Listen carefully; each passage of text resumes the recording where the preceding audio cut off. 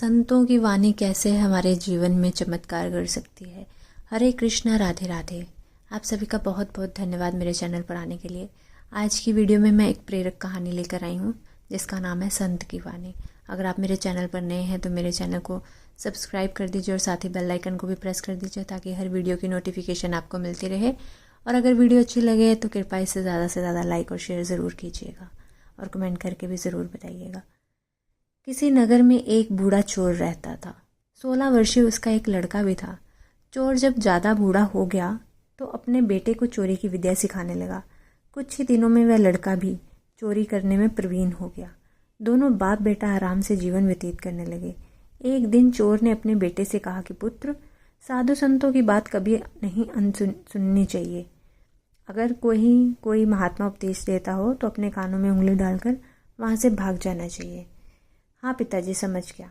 एक दिन लड़के ने सोचा कि क्यों ना आज राजा के घर पर ही हाथ साफ कर दूं। ऐसा सोचकर उधर ही चल पड़ा। थोड़ी दूर जाने के बाद उसने देखा कि रास्ते में कुछ लोग एकत्रित होकर खड़े हैं। उसने एक आते हुए व्यक्ति से पूछा कि उस स्थान पर इतने लोग क्यों एकत्रित हुए हैं। उस व्यक्ति ने उत्तर दिया कि वहाँ एक महात्मा उपदेश दे रहे हैं। यह सुनकर उसका माथा ठनका। इसका उपदेश नहीं सुनूंगा, ऐसा सोचकर वह अपने कानों में उंगली डालकर वहाँ से भाग निकला। जैसे ही वह भीड़ के निकट पहुंचा, एक पत्थर से ठोकर लगी और वह गिर गया।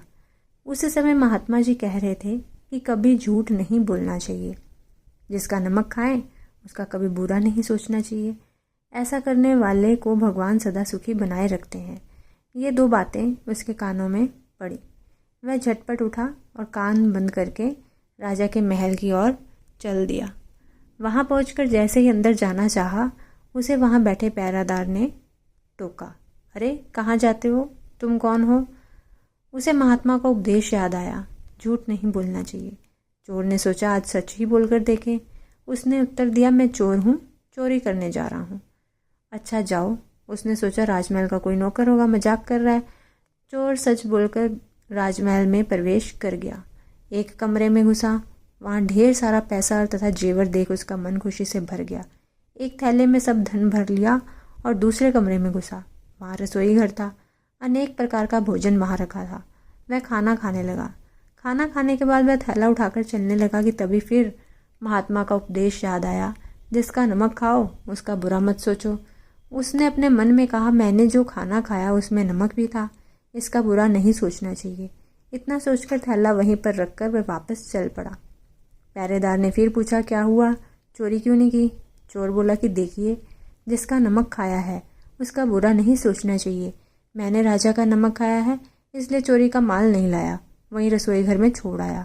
इतना कहकर वह वहाँ से चल पड़ा। उधर रसोई ने शोर मचाया, पकड़ो पकड़ो, चोर भागा जा रहा है। पहरेदारों ने चोर को पकड़कर दरबार में उपस्थित किया। राजा के पूछने पर उसने बताया कि एक महात्मा के द्वारा दिए गए उपदेश के अनुसार मैंने पहरेदार के पूछने पर अपने को चोर बताया क्योंकि मैं चोरी करने आया था। आपका धन चुराया लेकिन आपका भोजन भी खाया जिसमें नमक मिला था, इसलिए आपके प्रति बुरा व्यवहार नहीं किया और धन छोड़कर भाग गया। उसके उत्तर पर राजा बहुत खुश हुआ और उसे अपने दरबार में नौकरी दे दी। वह 2-4 दिन घर नहीं गया तो उसके बाप को चिंता हुई कि कहीं बेटा पकड़ लिया गया। लेकिन 4 दिन के बाद जब लड़का आया तो बाप अचंभित रह गया अपने बेटे को अच्छे वस्त्रों में देखकर। लड़का बोला, पिताजी आप तो कहते थे कि किसी साधु संत की बात मत सुनो, लेकिन मैंने एक महात्मा की बात सुनी और उसी के मुताबिक काम किया तो देखिए सच्चाई का फल, मुझे राजमहल में अच्छी नौकरी मिल गई। यह सुनकर उसका पिता अपने जीवन के किए हुए चोरी के कर्म पर बहुत ही लज्जित हुआ और जब तक रहा पश्चाताप करके एक नेक इंसान बन के रहा। तो कई बार संतों की वाणी हमारे जीवन में बहुत चमत्कार कर जाती है। बात होती है विश्वास करने की। अगर वीडियो अच्छी लगे तो कमेंट करके ज़रूर बताइएगा। मिलती हूँ अपनी अगली वीडियो के साथ। तब तक के लिए सभी को हरे कृष्णा, राधे राधे।